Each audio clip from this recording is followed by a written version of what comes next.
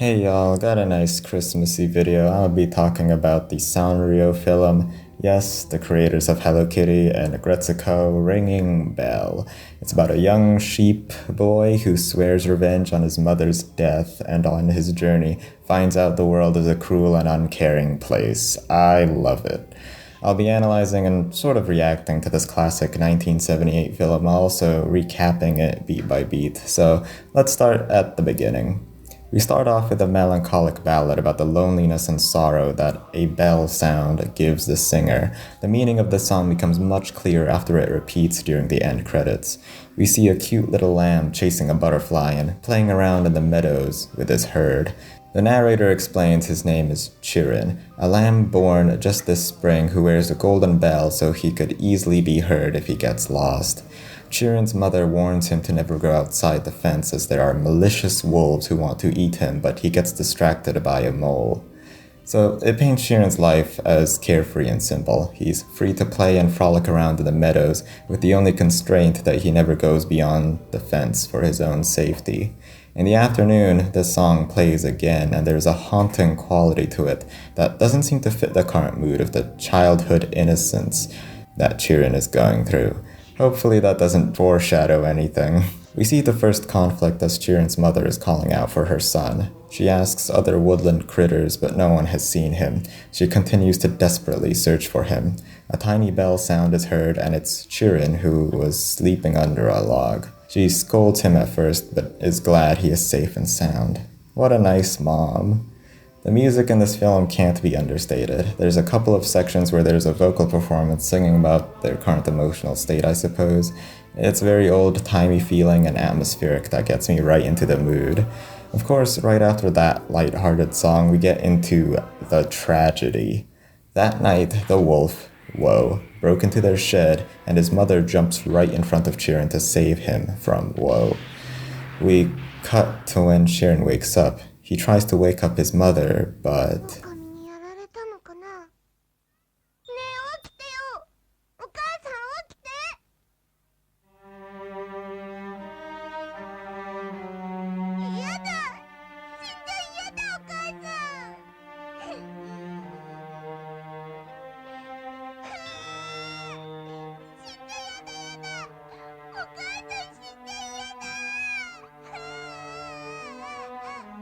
This scene doesn't pull any stops. The mournful music bellows as we painfully have to experience this child react to her mother's death for like a straight minute. Thank God the wolf didn't devour her corpse or even leave any blood. The narrator comes back and asks some interesting questions.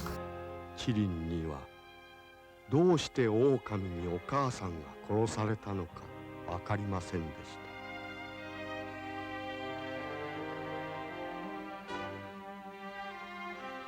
どうして羊ばかりが殺されなきゃいけないんだ？何にも悪いことしてないのに。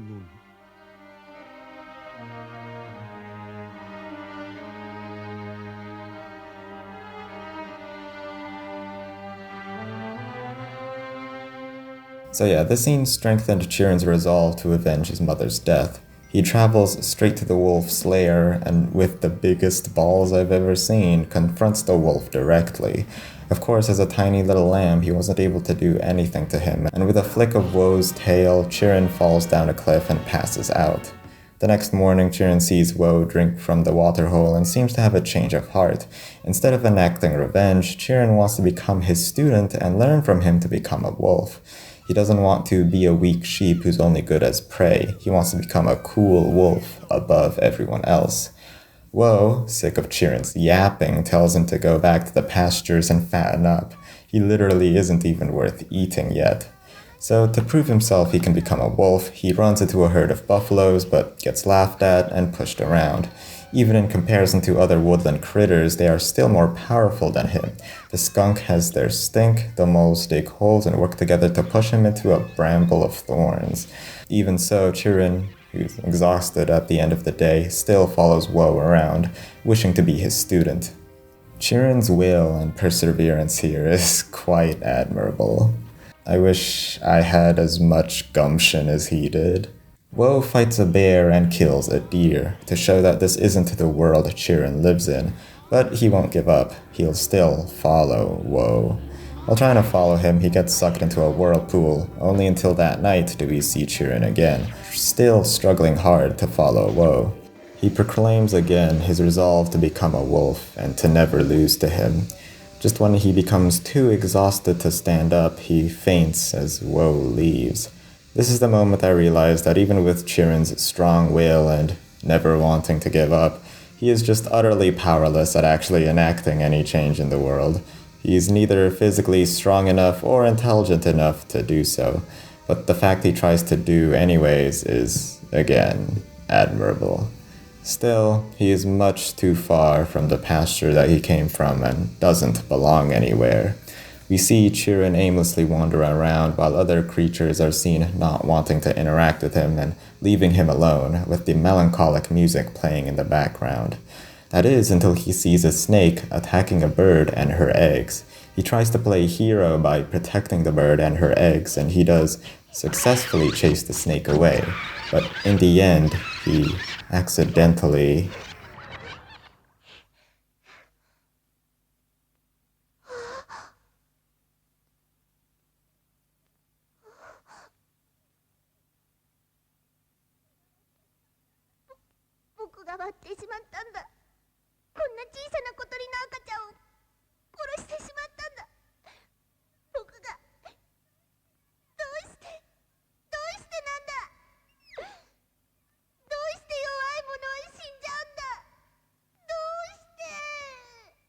This scene, this line, it actually got me emotional. Woe appears and imparts some invaluable wisdom. Someone has to die so that someone else can live. That is the unchangeable law of nature. But Chirin points out the unfairness of this law. He wasn't born with fangs or claws. How could he protect himself? Living his life in a meadow, too scared to leave, he hates it. Woe says that will become his fangs. His frustration at the world, uses emotions for something by fueling it into bearing his fangs and training his body. This is an incredibly powerful moral. If you've ever felt sad or angry at your situation in life, don't just wallow in your emotions. Use it to motivate you to become better and get out of that bad situation. In Chirin's case, it's an even more fitting moral, as his emotions is all he has. He isn't wise or strong, but he does have his strong emotions that motivate him to change himself. With this, Woe finally decides to become Chirin's mentor. Chirin says his oath while under his teachings, to which Woe agrees to.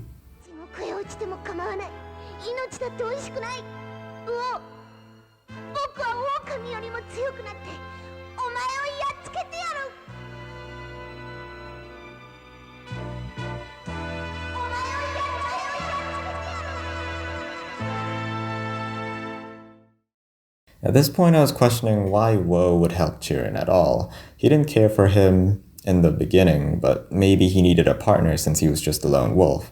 But more likely, he knew Chirin just wouldn't leave him alone, and he gives in by becoming his mentor.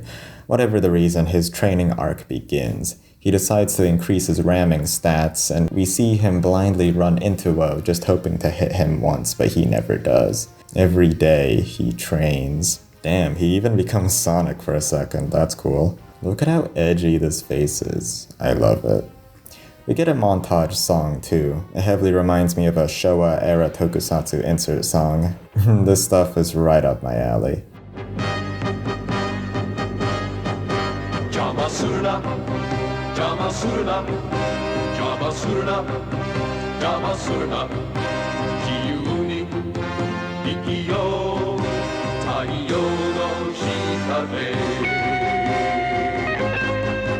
Next is a cool transformation animation where he goes from the childlike innocent lamb into a truly menacing wolf-like monster with giant imposing horns.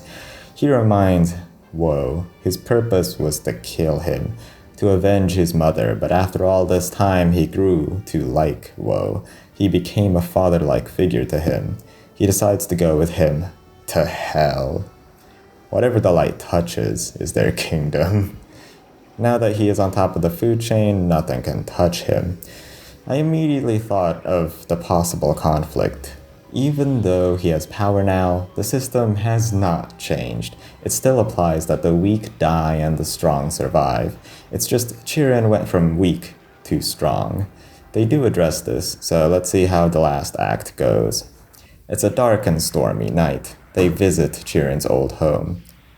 Oh, actually, sorry, he has this to say about that. お前の生まれたふるさとだ。俺のふるさと？ふるさとなど俺にはない。あるのは獲物を求める血潮だけだ。Damn, curb your brooding, bro. I almost got cut on that edge. So yeah, they'll attack the pasture tonight. He needs to take down the watchdogs, then slaughter every sheep in that shed. Chirin has no problems with this. He charges in. Woe stays behind as Chirin effortlessly pushes around the watchdogs. After they were all dealt with, he slowly walks into the shed filled with scared sheep, but he sees a tiny lamb.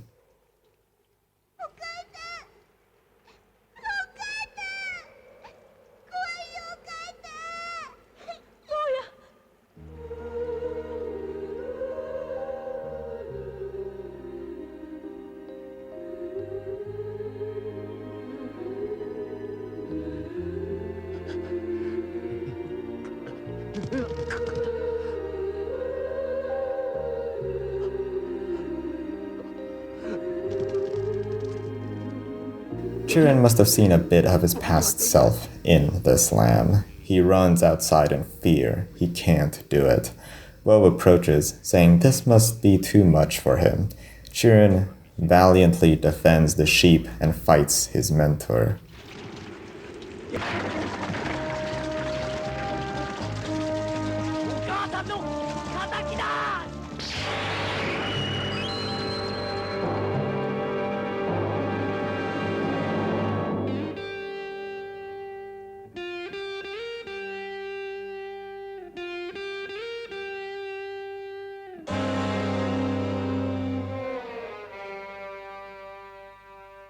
Woe is proud of Chirin. He knew he'd die a miserable death being a lone wolf, but he was happy he was killed by his student.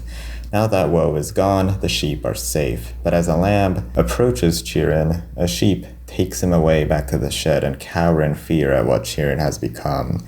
Even though he protected his own kind, he is not accepted by them after being trained as a wolf as his upbringing. He is left alone in the rain and walks away. The narrator explains Chirin's situation best. そこにいるの狼でもなければ羊でもない何か得体の知れないゾッとするような生き物だったのです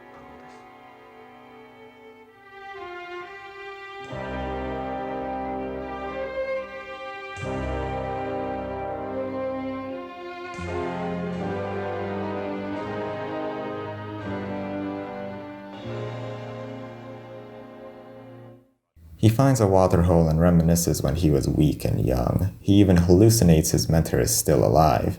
He's filled with regret at what he has become. Now that Woe is gone, where does he go? He doesn't fit in with a pack of wolves. He doesn't fit in with herds of sheep either. He is not accepted by anybody. The narrator explains that no one has seen Chirin since then. But mysteriously, on the nights of a fierce blizzard, the faint sounds of a bell can be heard ringing. And the story ends. Well, Chirin has officially become a cryptid. The ending is meant to be unfulfilling, and it can leave the viewer with a sense of emptiness. Like, what kind of emotion am I meant to feel right now? Am I really meant to be left with this moral that the world is cruel, and even if we do try to change it, it still leads to a bad ending? Chirin is a tragic character. As a child, his world used to be all fun and happiness without a care in the world. That is until a wolf came and killed his mother. This event made something inside him snap. He finally realized what the world was, a cruel and unforgiving place. He's a powerless little lamb when other animals are much stronger than him, as if he was born to be eaten. Why does the weak always die? These feelings motivate him to become stronger and become a predator instead of prey. That is with the help of Woe. But even though he changed himself, he doesn't change the world. He still lives in this cruel system where the strong prey on the weak. So when he was forced to kill some sheep, he fights against the system by finally attacking Woe.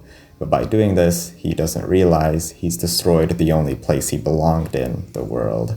The strong stick with the strong, the weak stay with the weak. Chirin is such an anomaly that he isn't able to belong to either group.